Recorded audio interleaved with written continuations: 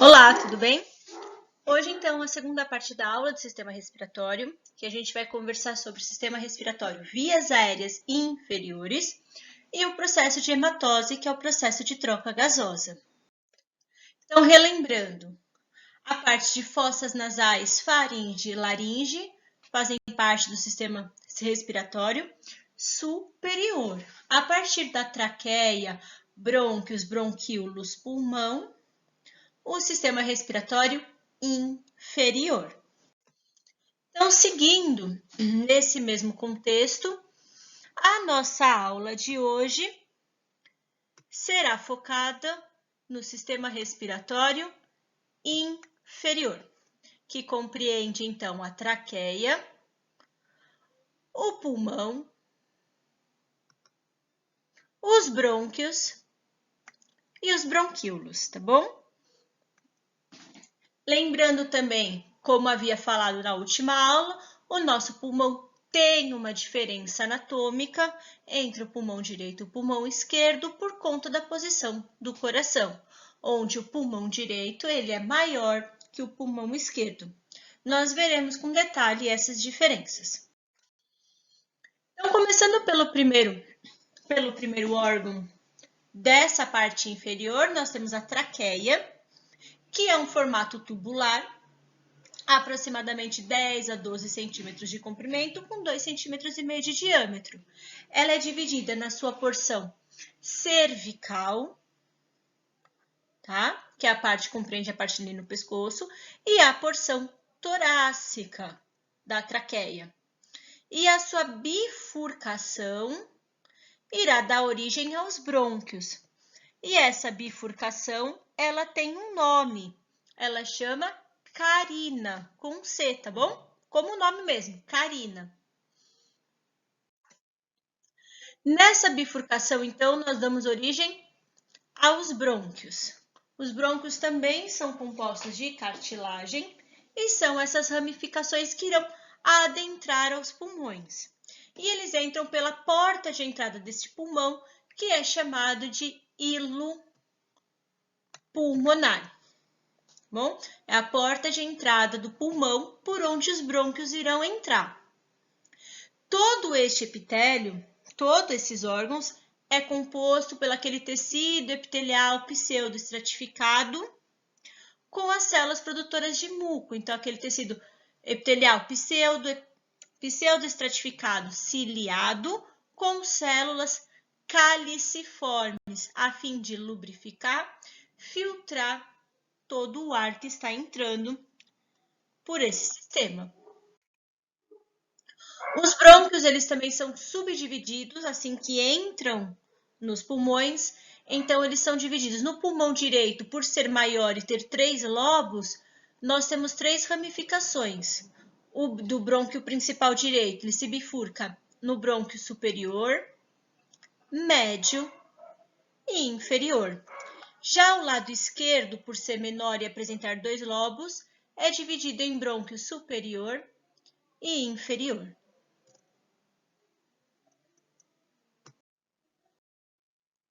Então, aqui nessa imagem, a gente consegue observar a traqueia, certo? A gente consegue ver também, então, a bifurcação, ó. Então, descemos pela traqueia. Os brônquios se bifurcam nos brônquios principais direito e esquerdo e as suas ramificações. No lado direito e no lado esquerdo. Todo este tecido, então, ele é um tecido pseudoestratificado, ciliado com células caliciformes secretoras de muco.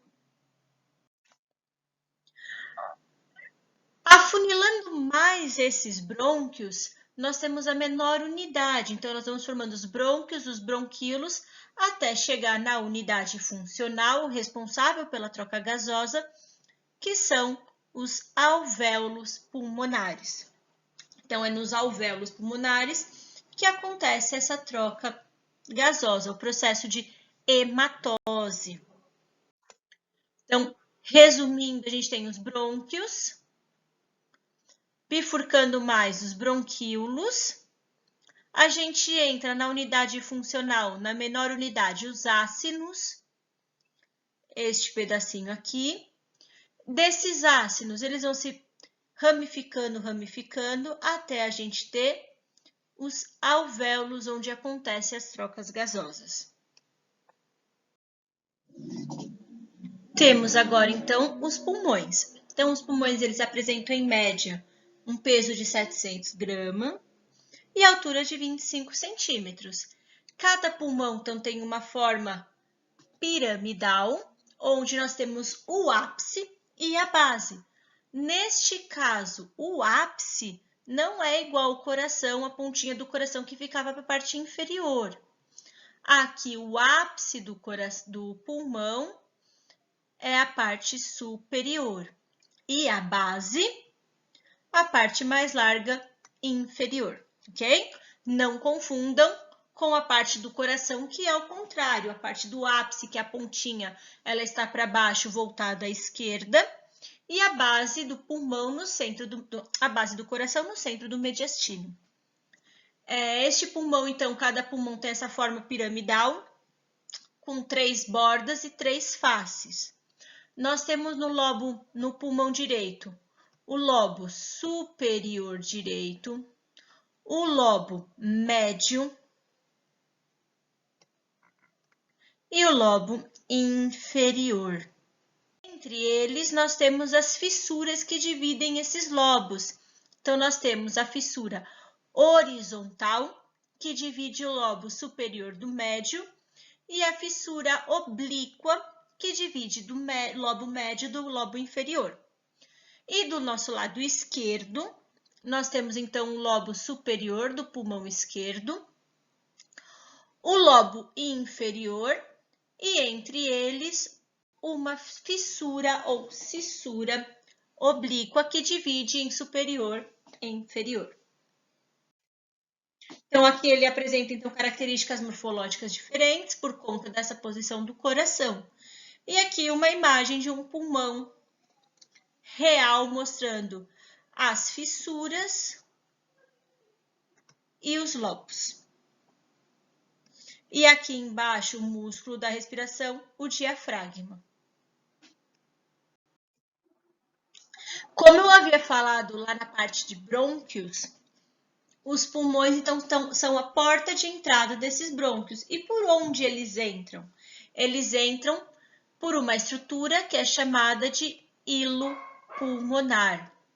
Então, o hilo pulmonar, ele atua como uma porta de entrada dos brônquios, das artérias e veias pulmonares, dos nervos e dos vasos linfáticos. Então, a gente pode observar na foto real, como no desenho, nós temos as veias a entrada das veias pulmonares, a entrada das artérias pulmonares e do brônquio, nesse caso, o principal esquerdo, e aqui também do brônquio esquerdo, ok? Lembrando que a gente tem a base do pulmão e o ápice do pulmão. Numa vista, então, de corte transversal, cada pulmão é envolto por 2 membranas, e essas membranas são chamadas de pleuras, tá? E mostrando também que nessa cavidade torácica nós temos o coração no centro desse mediastino. Então, essas membranas que revestem os pulmões são chamadas de pleuras. Membranas, então, de tecido conjuntivo, que recobre a superfície pulmonar. Além disso, elas são divididas em 2. Uma que vai estar bem íntima do pulmão, bem coladinha no pulmão, que é a pleura visceral, e uma pleura mais externa, que recobre o exterior, que é a pleura parietal. Essa é uma membrana, então, que reveste a superfície interna da parede torácica, recobre o músculo do diafragma e está refletida sobre as estruturas localizadas ali no mediastino. Então, a partir daí, essas 2 membranas, elas fazem, então, a pressão que nós temos pleural. E o que seria isso? Essa cavidade entre as pleuras é um espaço virtual que é preenchida por um líquido, que é o líquido pleural. E esse líquido ele vai ter a função de diminuir o atrito entre essas pleuras nos movimentos de respiração e inspiração, facilitando o deslizamento do pulmão, ok? E aí, nesse contexto, o pulmão normal em repouso, esse líquido se mantém, o líquido pleural mantém este pulmão aderido à parede da membrana torácica. Então, o que ele faz nesse contexto é esticar o tecido pulmonar, ó. O pulmão fica esticadinho, certo? Colado à caixa torácica. E aí, essas propriedades elásticas dessa caixa torácica tendem a puxar a parede para fora. E aí, a retração desse pulmão cria uma força que puxa o pulmão para dentro, assim expandindo este pulmão, tendo agora essa pressão intrapleural, que ela é menor que a atmosférica. O que acontece se você furar essa camada, se você furar esta pleura, como se fosse uma bexiga murchando? Todo este tecido pulmonar, ele se contrai. Então, ele colapsa, voltando ao tamanho agora não esticado, ou não estirado. Então, quando tem uma perfuração no pulmão, no caso de um pneumotórax, essa cavidade pleural ela é aberta e você perde esta pressão intrapleural, fazendo com que haja, então, uma retração do tecido pulmonar. Esse pulmão então, colapsa. E aí a gente tem esse desequilíbrio intrapleural, de pressão intrapleural. Outro exemplo que pode acontecer neste líquido é o excesso do líquido. Então, existem, não sei se vocês já ouviram falar, água no pulmão ou derrames pleurais. São algumas patologias onde há o aumento, o acúmulo excessivo deste líquido pleural e, com isso, o pulmão não consegue ficar expandindo e retraindo do seu jeito fisiológico. Então, você vai ter problemas como cansaço e falta de ar por conta disso. E como, por exemplo, esses derrames pleurais são decorrentes de algumas patologias cardíacas, renais e por aí vai. E como que é esse ar entrando e saindo? Por que acontece essa pressão? Então, neste contexto, o sistema respiratório ele tem os movimentos de entrada e saída dos gases, do oxigênio e do CO2, que é conhecido, então, como expiração e inspiração. Então, inspirem, então, deixem o ar entrar nos seus pulmões. E expirem, elimine este gás carbônico para fora do pulmão. Então, esses são os movimentos respiratórios. E como que isso acontece? Como que isso ocorre? Para que os movimentos respiratórios aconteçam perfeitamente, o sistema muscular é muito importante nessa etapa. Então, existem músculos do tórax, do pescoço e do abdômen que criam essa força responsável por movimentar o ar durante a respiração. Então, existem músculos responsáveis na inspiração e na expiração. Então, vamos pensar assim, repouso. Vamos focar principalmente no nosso diafragma. Então, em repouso, o nosso diafragma está relaxado, como podemos observar aqui na figura A, certo? Ao passo, então aqui diafragma relaxado. Ao passo, então, que nós vamos fazer a inspiração para o ar entrar, esse volume da caixa torácica precisa se expandir, precisa aumentar para o ar entrar, e com isso o diafragma, então, se contrai, tornando-se achatado. E quando a gente expira, esse diafragma retorna a relaxar. Então, ele diminui, tendo, então, a diminuição da caixa torácica. Outros eventos que acontecem neste processo de respiração incluem, então, na inspiração, o ar, então, ele vai entrar nos pulmões. E quais são os eventos principais que acontecem? Então, primeiro, antes da gente começar, inspirem, encham esse pulmão de ar. Inspirem, prestem atenção no corpo de vocês. Então, ó, no passo de você estar inspirando, quando o ar dentro dos seus pulmões, a contração dos seus músculos intercostais externos, que promove justamente a elevação das suas costelas. A elevação das suas costelas promove, então, que o seu externo venha para fora, desencadeando, assim, o aumento do diâmetro do tórax. Com isso, então, o seu diafragma, ele se separa da cavidade abdominal, tá? E o pulmão alarga-se e o ar pode entrar. Com isso, para o ar poder entrar, a pressão intrapulmonar diminui. Neste contexto, ela chega a valores abaixo da pressão atmosférica para promover justamente a entrada do ar nos pulmões. E aí, essa pressão intrapulmonar e atmosférica ficam equilibradas temporariamente. Agora, inspiramos. Expirem agora devagar. Veja a anatomia do seu corpo falando por si. Na expiração, então, são os movimentos inverso da inspiração.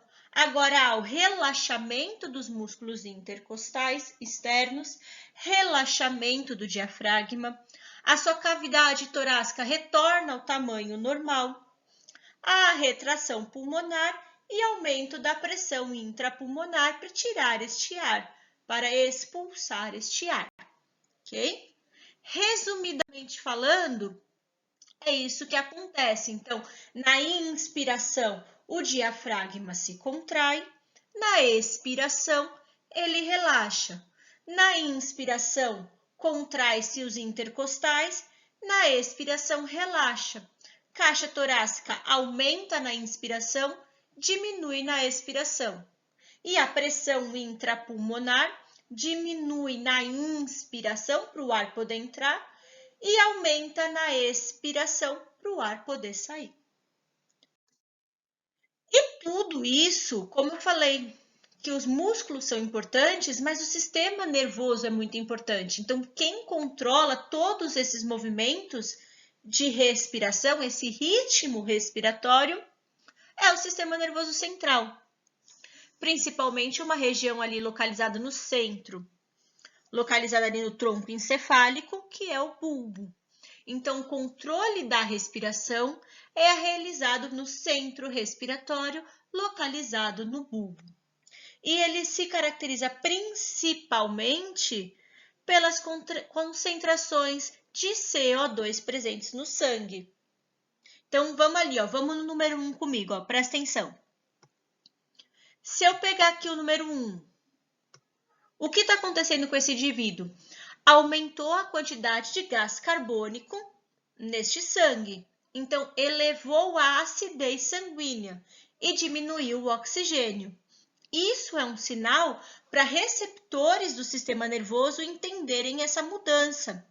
E acontecer o quê? Sinalizar para o bulbo que tem alguma coisa acontecendo aí e a gente precisa se regular. E esse centro respiratório, então, o que ele faz é avisar os músculos intercostais e o diafragma que a gente precisa respirar. Então, ele avisa aumentando a frequência respiratória. Consequência disso, a gente elimina esse CO2 e aumenta a quantidade de oxigênio no sangue, regularizando, retornando à homeostasia desse equilíbrio de CO2 e oxigênio. Então, um exemplo aqui para vocês. Vamos aqui no amarelinho primeiro, ó. Como que a gente vai ativar esse bulbo para que haja os movimentos de inspiração e expiração? Pode ser por controles, então, voluntários, ó. Então, emoções e controles voluntários, a gente já avisa o nosso encéfalo e ele ativa lá, ele sinaliza para o bulbo e para a ponte diretamente. E aí, esse bulbo e essa ponte, eles vão sinalizar para os músculos. Então, num contexto somático, que a gente controla, a gente faz a inspiração ou a expiração. Então, neste contexto, se for na inspiração, a gente ativa os músculos esternocleidomastoide e escaleno, os intercostais externos e o diafragma. Se for no contexto da expiração, os intercostais internos e os músculos abdominais. E voltando aqui para o contexto de quantidade de oxigênio e de CO2 no sangue, a mesma coisa. Então, através da regulação desses gases na corrente sanguínea, a gente ativa esses mecanismos do sistema nervoso para o processo de respiração. Deu para entender? E tudo isso é para que aconteça, então, essa troca gasosa. Essa troca do CO2 que foi consumido pelo corpo, pelo oxigênio vindo do ar. E este processo, ele é denominado hematose. Então, e onde ela ocorre? Ela ocorre lá nos capilares sanguíneos dos alvéolos pulmonares. E o que ele troca pelo quê? Então, eles trocam nesse sistema o sangue venoso, rico em CO2, vai ser convertido no sangue arterial, num sangue rico em oxigênio. Então, este é o processo que integra o sistema respiratório com o sistema circulatório, através da troca gasosa, onde a gente troca o sangue venoso pelo sangue arterial. E aí, então, esses alvéolos pulmonares são encontrados nas extremidades dos brônquios, dos bronquíolos. Esses sacos alveolares, eles são, então, compostos de tecido epitelial. Um tecido epitelial que facilite essa troca gasosa. Então, neste caso, a característica deste tecido é um tecido epitelial pavimentoso simples, que tenha uma camada de célula só, olha aqui, achatada, para facilitar essa troca entre o oxigênio que está vindo do ar com o CO2 que está no sangue, ok? Então, o processo todo está aqui. O movimento respiratório, de inspiração, o ar chega até os alvéolos pulmonares. Nos alvéolos pulmonares, então, ali no capilar sanguíneo, a troca, o transporte de moléculas, é um transporte passivo, onde não tem gasto de energia. E a hemácia, então, entrega para o alvéolo CO2 e o alvéolo entrega para a hemácia esse oxigênio. Por que é importante essa respiração? Justamente para controlar os níveis de CO2 e oxigênio no sangue. Então, controlando principalmente dentro da pequena e da grande circulação. Então, se a gente começar aqui em 1O, a gente consegue integrar novamente o respiratório com o circulatório.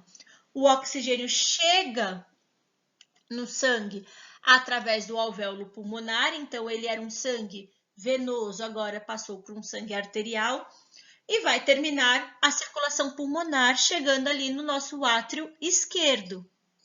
Do átrio esquerdo, ele chegou através das artérias pulmonares, pelas veias pulmonares. No átrio esquerdo, passou para o ventrículo esquerdo e do ventrículo esquerdo saiu pela artéria aorta. A artéria aorta, então, distribuiu esse sangue para o corpo todo. Lá nos tecidos, aqui em 3, a gente pode observar que o sangue, então, entregou o oxigênio para o tecido e o tecido, por sua vez, devolveu o gás carbônico, agora transformando este sangue em sangue venoso.